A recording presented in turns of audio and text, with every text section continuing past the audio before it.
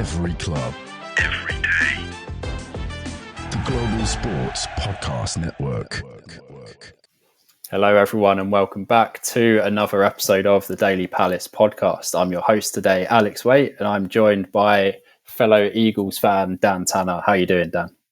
I'm doing all right. It's nice. It's the end of the week. We've got football to come up. I've been talking to Man United yesterday, so I just want to get the game over with. I just want to get the banter going backwards and forwards now.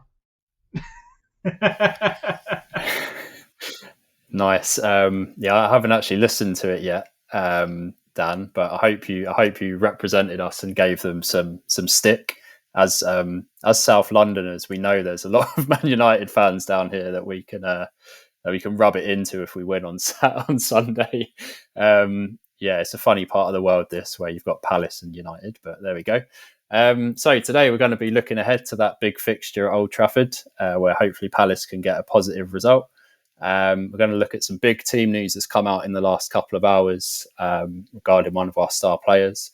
We'll make some score predictions, and we're going to wrap up with some transfer news. I say transfer news, it's very tame at the moment, and I think we could be heading towards the end of the window with just one signing under our belt in January, but we'll see how things pan out in the next few hours. So Dan, just a bit of team news before we get stuck in. Obviously, Decore and Riyadh are out. They were ruled out at the start of this week with long-term injuries, which is a shame. But the big news that came out today is that Eberechi Eze won't be fit to play on Sunday, and it looks like it could be out for a couple of weeks. So how much is a loss is that on, a couple, like 48 hours before the fixture, Dan? I think that's a pretty big loss, especially when he is kind of the bulk of our attacking force at the moment. I don't really see anybody coming in and taking sort of like the brunt of that. You might see sort of Sarr, I think, will probably be expected to take some of that burden on, sort of having to come back a bit deeper and sort of having to run at defenders and be a bit more of a physical presence there. But just looking at the Palace sort of team sheet, you go, I can't see who's a natural replacement for him. He's just one of our very few star players. Kamada's a shout, but it's not exactly overly encouraging. As I said earlier, Sarr might be in there as well, or we can sort of give Essie a run in the team just to sort of get him used to the Premiership a bit more. He started off well. He gave 10 minutes at Brentford and did score in his first touch, but it was point blank range. So you kind of like, we'll let you have that one. That's a gimme. We'll let you have that. So we want to see what he's actually like. So yeah, it was harder to miss, wasn't it, than score? That one. But it's a big fixture, wouldn't it, to make your full Premier League debut away at Old Trafford. It's sort of as big as they come, really. But you sort of think, like, if he's good enough that we've signed him, like, these are games that he's going to have to get used to. Hope, like, if we do see Eze, I'd be sort of excited about it to hopefully see that he can handle the pressure. But I suppose in terms of preparation, it's hard because you prepare with Eze as your main man, wouldn't you?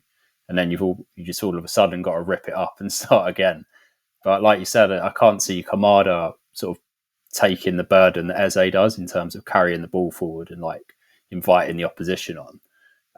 What about Nketiah? Do you think he would be an option? Do you reckon he could finally come good for us against United? He's definitely an option, as he is in a kind of attacking midfielder / centre forward kind of dual role kind of thing. So he's an option, but because of his form, I'd be very reluctant to start him.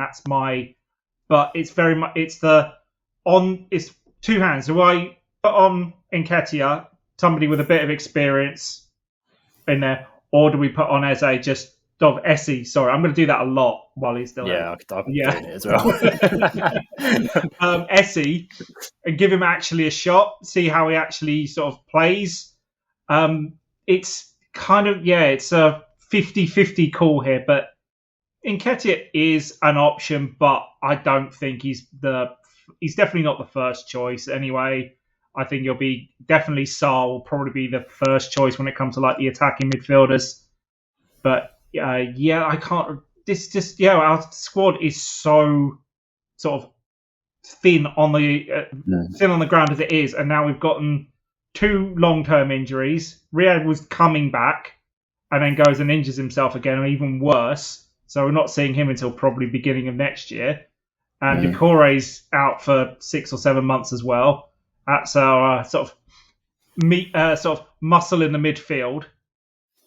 Gone too. But I think I did see Wharton and Lerma might be given some game time, so they might be on the bench.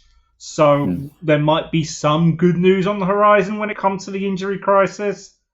But just at the moment, that just was really deflating. Just Eze's out for it, and it's like, oh my god, that's the last thing we need at the minute.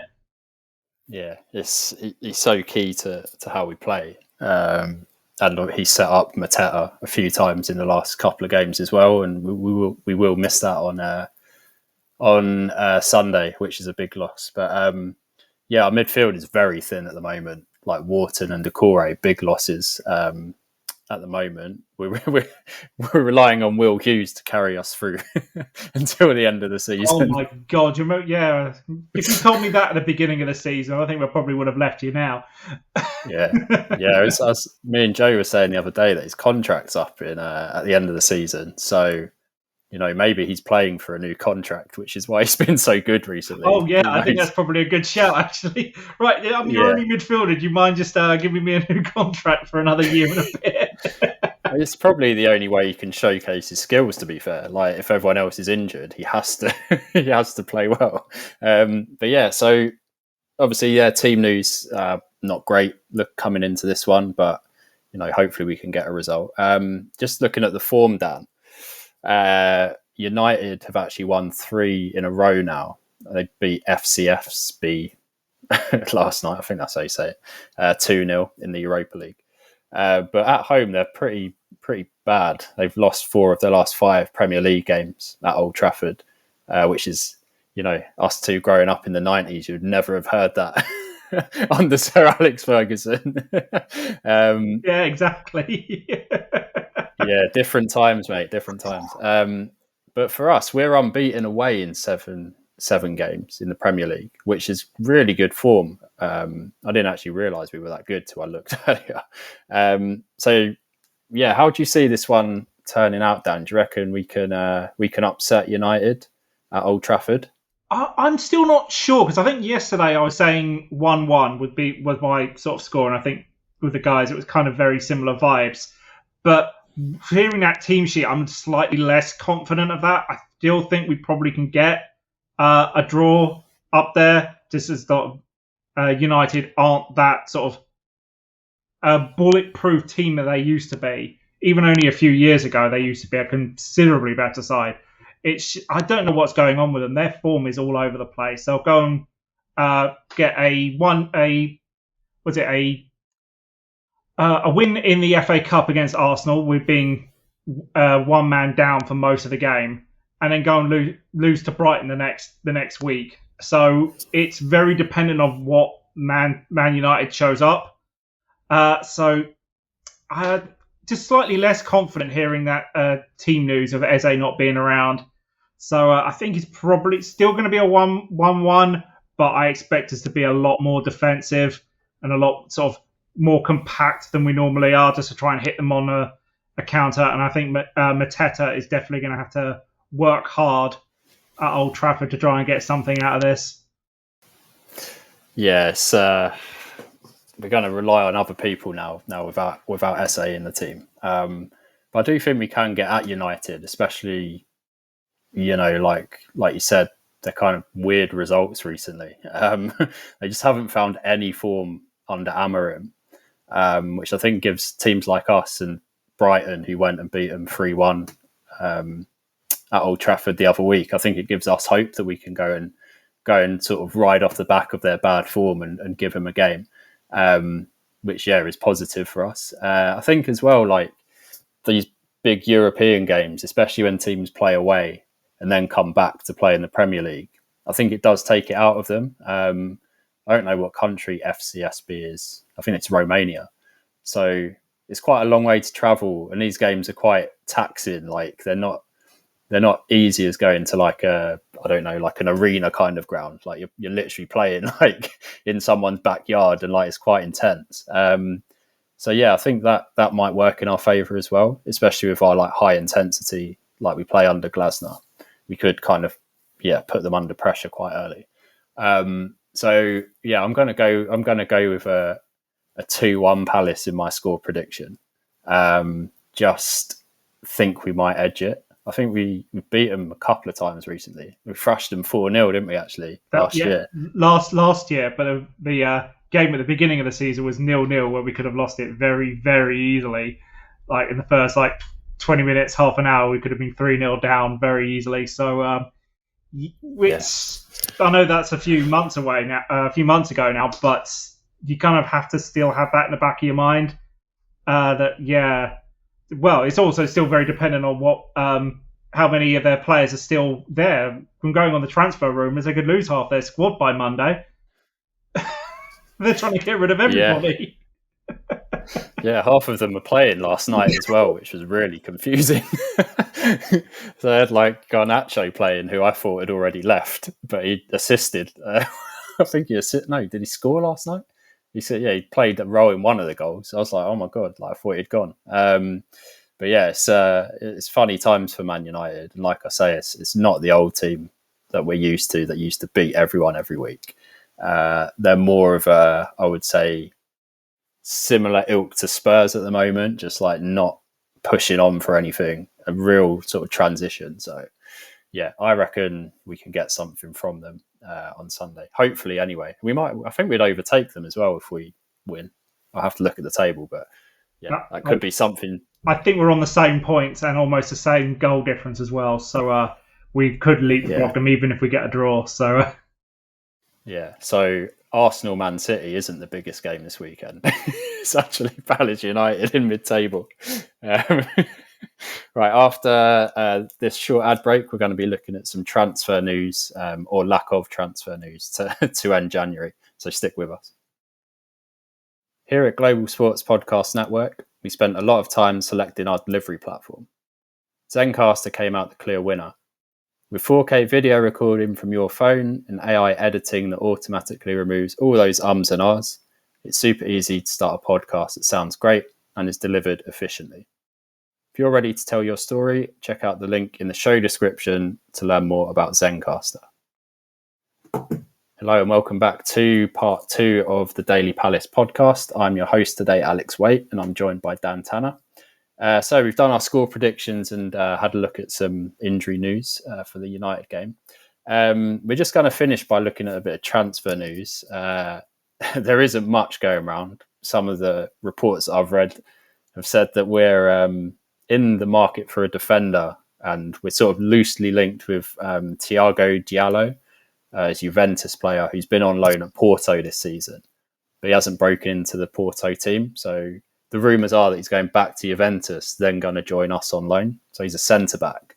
It's quite slim pickings other than that, Dan. There's not too much going round. And Glasner didn't mention anything in his press conference about potential signings or outgoings or anything. So it might be quite a boring window for us with just one signing. But have you had any rumours come up, or have you seen anything that might bring in a new face for Palace over the window?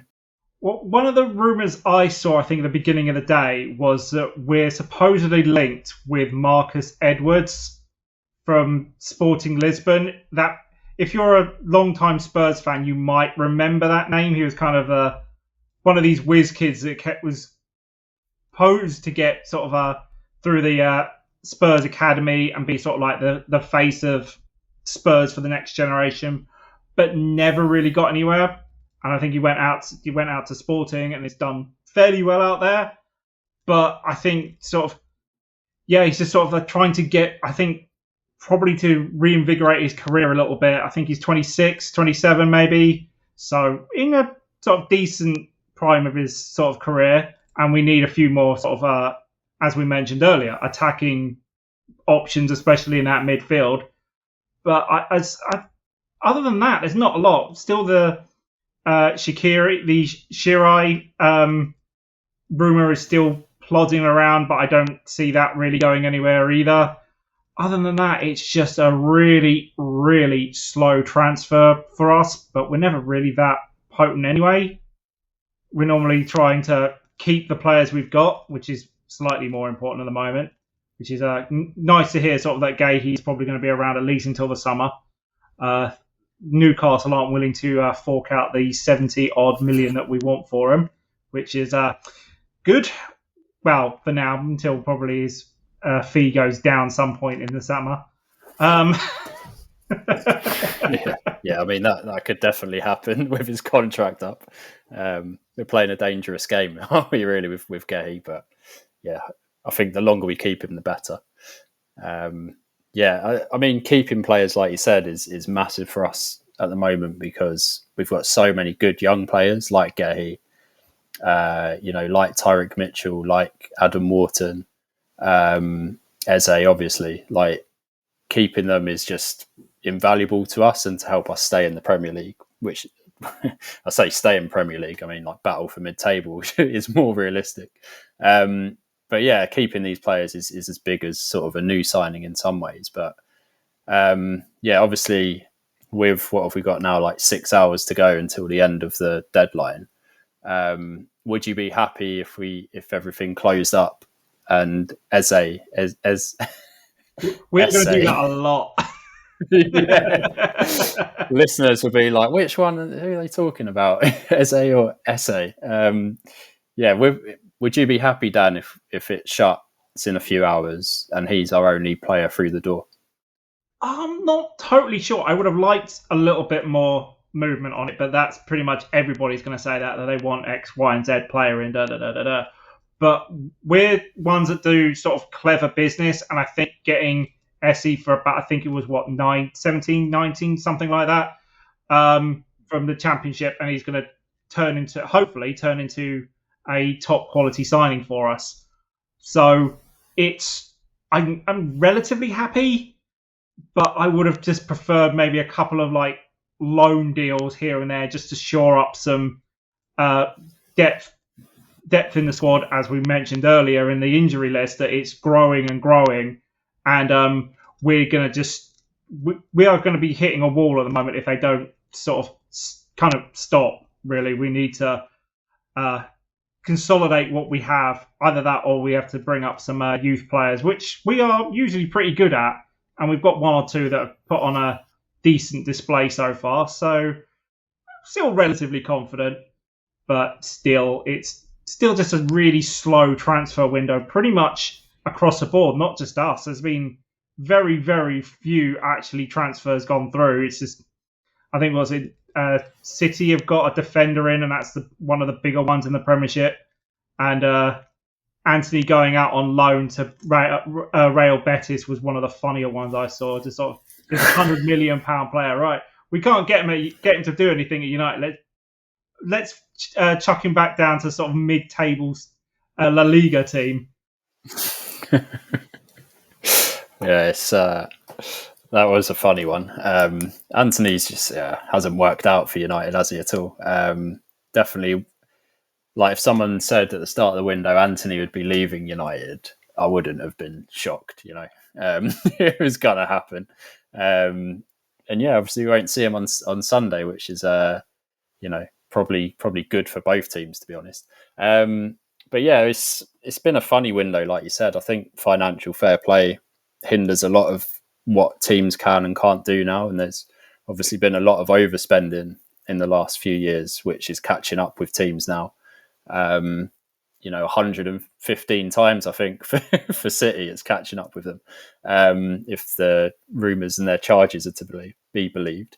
But I think for us, it's like I've completely forgot that we're in a transfer window. I've like every 10 days, I'm like, I better check if we've signed anyone or like if there's any news. But it's been really slow. I think for us, that's fine. Like we're building a team under Glasner, a young team with lots of promise. And I kind of like our philosophy of signing players from the Championship as well, like young English players as well, who are breaking into the Three Lions team as well. I think is really nice to see. We're not really looking abroad that much. I think that's quite good for English football and for Palace as well. But yeah, it's kind of good times for us, really. Like, I don't see us being in any jeopardy if we don't sign anyone. But yeah, things are all right at the moment. Was there anyone that you perhaps saw leaving Palace, Dan, before the window shuts? Like, we've got quite a lot of fringe players, haven't we? I'm not really think, besides from Gahey being the main target for most people, I don't really see any of the other sort of like the fringe players leaving either, because sort of most of our team is very much, the talent level is almost like for like, so there's no real difference depending on which player goes out. So I don't see any of them really going either. Maybe a couple of like loans from the reserve team might go down the league. That seems to be the only thing that's going on in the transfer window, is the lower leagues picking up any loan deals or any free agencies around. Yes, like we said, it's just slow at the moment for outgoings and incomings. But we've still got a few hours left, and like, as we know, as football fans, the last few hours of transfer deadline day can be quite frantic with deals going on here and there and rumours swirling around. So I don't know if you'll be looking at Sky Sports News today, Dan, where they have reporters at different grounds. I'll probably be on Twitter at least a little bit. I think we've been scrolling through the last couple of hours. Has anything happened, especially with like Marcus Rashford? And sort of, this one's been going on for a month. Is he going to go anywhere or not? I think he actually got a loan deal out to Barcelona. I'm not sure how confident I am with that, but if that seems to be one of the big long-running stories of this transfer window. So yeah, and we'll keep going. We've still got another few hours. Keep Twitter refreshing. Yeah, nice. I think if our score predictions don't come in, Dan, I think that's one thing we have predicted right, is that Marcus Rashford definitely won't be playing on Sunday. I think that's 100% given. So we'll take that one for the win. Right, that's been the Daily Palace podcast for another episode. Just want to say a massive thank you to Dan Tanner for joining me today. Thanks, Dan. Yeah, no worries, mate. Always a pleasure. Nice one. And if you've enjoyed the podcast, can you give us 5 stars wherever you get your podcasts? Just helps, massively to help us get found. We're also on YouTube now as well, so you can check us out on video there. And tune in again next week, where hopefully we'll be celebrating a Palace win. Every club, every day. The Global Sports Podcast Network.